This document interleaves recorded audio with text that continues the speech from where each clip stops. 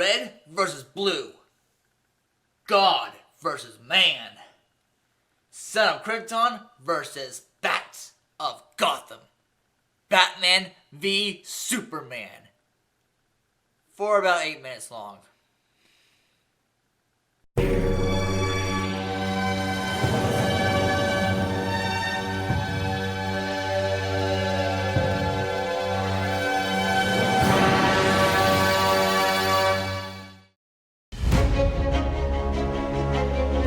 Civil liberties are being trampled on in your city. People living in fear. He thinks he's above the law. The Daily Planet criticizing those who think they're above the law is a little hypocritical. What'd you say? Considering every time your hero saves a cat out of a tree, you read a puff-piece editorial about an alien who could burn the whole place down. Most of the world doesn't share your opinion, Mr. Wayne. Maybe it's the Gotham City in me. We just have a bad history with freaks dressed like clowns. Boys! Bruce Wayne meets Clark Kent. I love it. I love bringing people together. How are we? Lex? Hi, hello, Lex. It is a pleasure. Ow! Wow, that is a good grip. You should not pick a fight with this person. Hey guys, what's up? I'm Kolton Still, and today I'm here to review Batman v Superman: Dawn of Justice. Wow. Okay, guys. So this is gonna be a spoiler-free review, but I will be giving you some details that may try to trickle into spoiler territory, but I'm not going in there. So anyway, guys, let's get into this. Wow. So Batman v Superman: Dawn of Justice is directed by Zack Snyder, who directed Man of Steel, which was, in my opinion, an awesome movie. And he directed 300, which was also another great movie. And now, wow, okay, guys. I'm just gonna go ahead and just say it right now. This movie's a mess. This movie is a complete mess. This movie has at least 4 storylines going into this movie. Crammed into this one movie. So, I guess I'll go ahead and tell you the first storyline. This is, the first storyline is a Man of Steel sequel, which a lot of people want to see. A lot of people are wondering, okay, after all the destruction, is Superman a good guy or a bad guy? Should we let him do whatever he wants, or should we try to control him? So that is the story of the Man of Steel sequel. It is, should we try to control Superman? We should try to figure out his intentions of what he's going to do on Earth, or should we just send him out of here, like just get rid of him? So anyway, that is the Man of Steel sequel, and we also have a Lois Lane story here, which in my opinion should be just scrapped for the whole movie, just scratched from the movie. Her story is she is on a little mission to figure out what corporation is behind all these certain attacks, and they're blaming Superman for it to make Superman look bad, which ties into the other storyline of, or should we trust Superman or not? Anyway, so that ties into that other one. But it doesn't matter really. Doesn't really matter, because if that storyline was scrapped, it really make a difference anyway, because same people still hate Superman for the same reason. Anyway, next storyline is the Batman movie, which I'll get into a little later, but his story is when we see at the very beginning where his story begins in the events of Man of Steel, where we get to see where Bruce Wayne was when the attack General Zod had on Metropolis was going down. We see Bruce Wayne right in the middle of it, going towards the action and saving some of his employees. And after he sees what all the destruction Superman has done, that is when he starts really questioning Superman's motives, and is now investigating him and wants to pretty much take him out. So that's the reason why one big reason why he wants to have a brawl with Superman. And the final storyline is the Dawn of Justice. It's not Dawn of Justice. Well, again, that's what's part of it. The Justice League storyline, which is a small part in the movie, maybe about 30 minutes worth of footage for the Justice League. But again, they try to shoehorn something in there that is going to become the Justice League, such as get cameos from Wonder Woman, and we get a cameo from Flash, Aquaman, and Cyborg. Now I will talk about them a little later. But let's go ahead and talk about the first two storylines real quickly here. First off, the Man of Steel sequel, great. It was great. I loved it. That's one of the things I wanted to see, where what Superman's motives are, and how he's going to take care of it. That storyline was okay. I liked where they went with that. The Lois Lane storyline, nope. That could have been scrapped. I didn't like it. Forget about it. If that was just taken out of the movie, better. That would have made this movie so much better. And now the Batman storyline, that was awesome. That was amazing. Ben Affleck killed being Batman. He killed it, man. Absolutely killed it. We all had our doubts about Ben Affleck being Batman, and whoa, he proved us all wrong. Wow, amazing job. Ben Affleck was the best part of this movie. Batman was the best part of this whole movie. And I'll get to why here in a little bit. So next, the Justice League storyline. Shoehorn. I really believed, besides Wonder Woman's appearance in the film, the rest of the cameos were just shoehorned in this movie. And the way they shoehorned these cameos in the movie was really just a lazy writing. Just lazy writing how they did that. It wasn't that good. It was like, okay. But one thing I will tell you is that one cameo, Pacific Flash, he got more screen time than either Cyborg or Aquaman. So, take that as you will. But again, these cameos were just shoehorned in here just to set up sequels.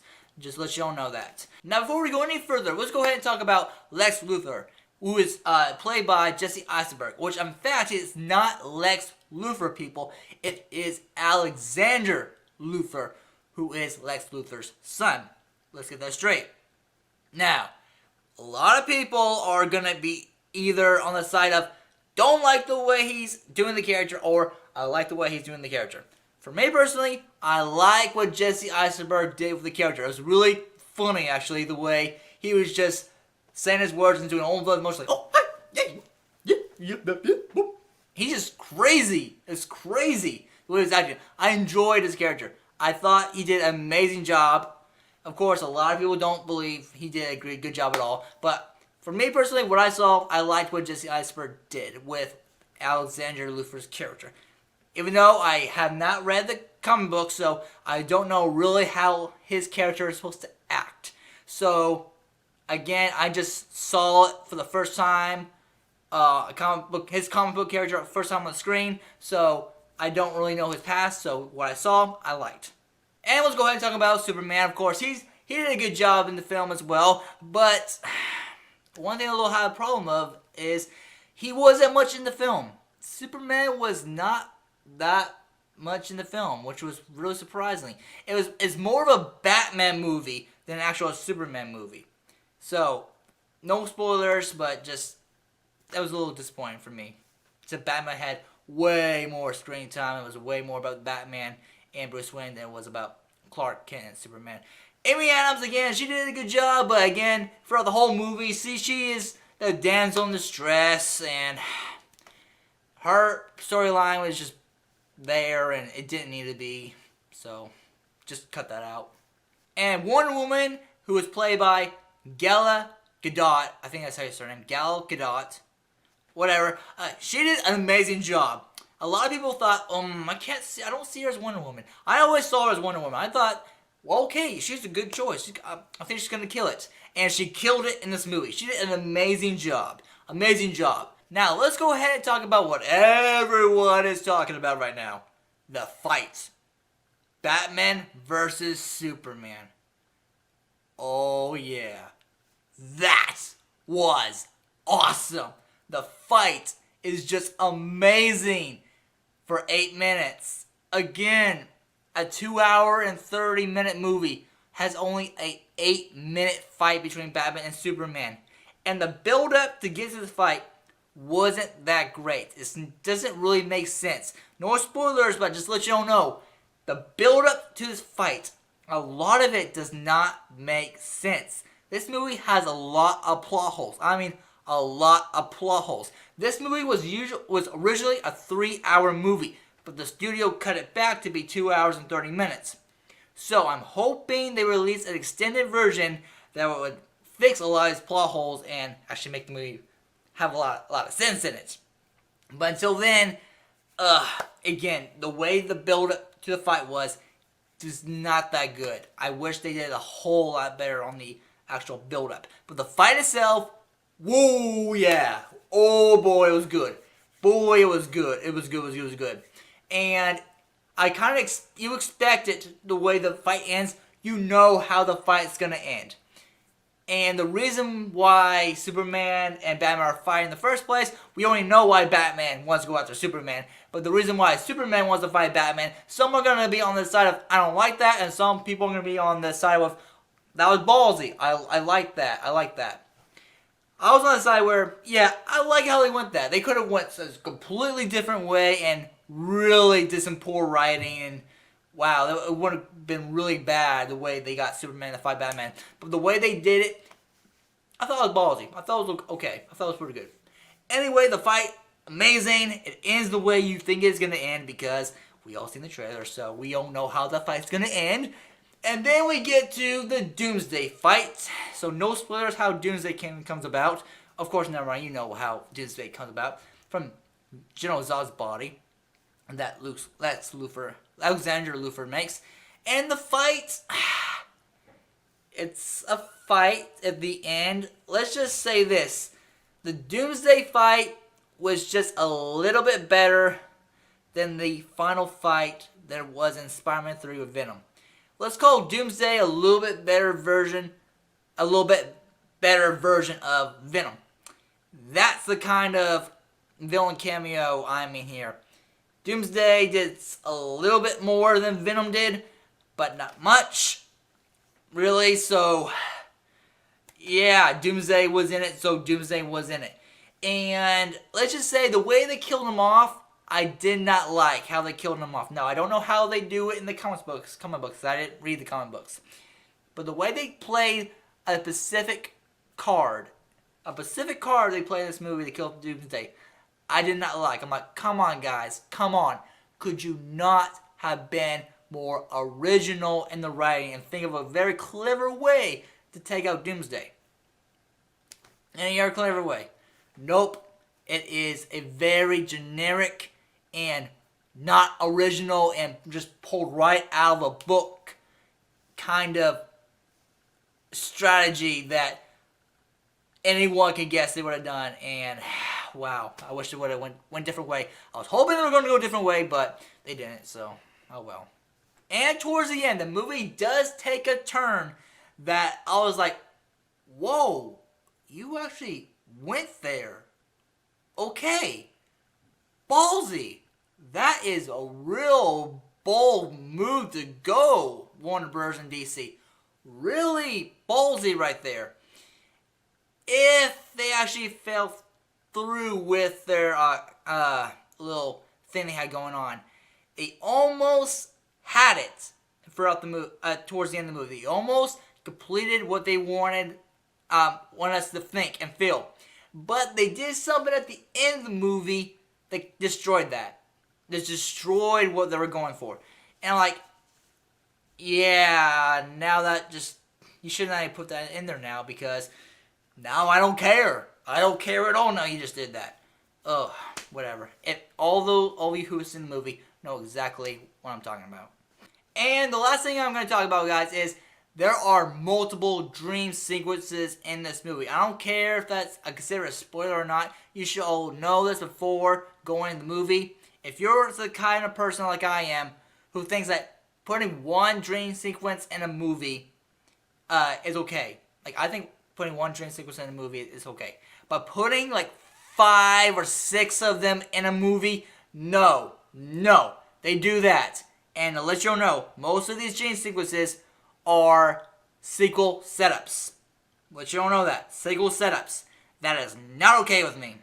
Not okay with me. If you're going to do sequel setups, do it in actual world. Don't do it in dream sequences. Don't do it. That's the last complaint I have about that movie. Of course, there's a lot of others, but that's spoiled territory, and I'm not going to talk about that. So overall, guys, Batman v Superman: Dawn of Justice is an okay movie. It's okay because the movie is a complete mess. This movie had no idea what it wanted to be. Did it want to be a Man of Steel sequel? Did it want to be just a Batman movie? Did it want to be a mystery, a detective movie with Lois Lane? Did it want to be a Justice League setup movie? It didn't know what it wanted to be, so it decided to take those 4 elements and just cram it into one movie for 2 hours and a half. And if they took out all the dream sequences, took out the Lois Lane story, it would have been much better. We could have had an hour and a half to 2 hour movie, and it would have been so much better, made so much sense. Again, hopefully they make an extended version that makes a lot more sense. But since I'm judging this film in the state that it's in right now, I have to say, for my final verdict, that Batman v Superman: Dawn of Justice is still a great time, no refund needed. Really, guys, it's an okay movie. Again, I wish it was way better than it is actually right now. But the actual fight was awesome. That fight is worth the price of admission, I believe. Yeah, the price of admission for that fight was great. See it at matinee time. Don't go spend like $10 like I did to go see it on opening night. It's not worth that. Go see it for like $5 or something. Because the movie's okay. It's not great and it's not terrible. It's okay. That's okay. So that's it for this review, guys. So tell me, have you guys seen Batman v Superman: Dawn of Justice yet? If you have or you haven't, let me know in the comments below. If you have seen the movie, let me know what you thought about it and what's your stance on the movie. You think it was okay? Did you not like it at all? Or did you think it was actually pretty awesome? Anyway, also leave your opinions in the comments below. And that is all for today, guys. Thank you all so much for watching. And of course, as always, bringing you guys into the world of entertainment, I'm Kolton. If you like this video, make sure to smack that like button. Be sure to follow me on Twitch, Twitter, Facebook, all the good shit bang. All my links are in the description below. And of course, as always, if you want to see more, click right here to see more. And I'll holler at you guys